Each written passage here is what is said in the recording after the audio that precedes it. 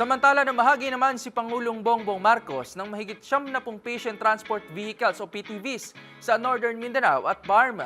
Ayon kay PBBM, layunin nitong paigtingin ang pangako at dedikasyon ng pamahalaan sa pagbibigay ng abot-kayang healthcare services sa Pilipinas. Ang mga detalye ihahatid ni James Galange. Pinangunahan ni Pangulong Bongbong Marcos ang pamamahagi ng 71 Patient Transport Vehicles o PTVs sa mga lokal na pamahalaan sa Northern Mindanao at Bangsamoro Autonomous Region in Muslim Mindanao o BARM.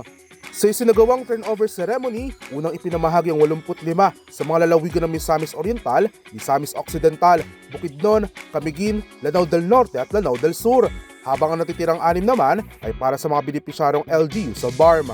Sinabi ni PBBM na layunin anya nito na paigtingin ang pangako at dedikasyon ng pamahalaan sa pagbibigay ng abot-kayang healthcare services sa bansa, kaya karamihan sa mga LGU na nakatanggap ay first-time beneficiaries ng naturang proyekto.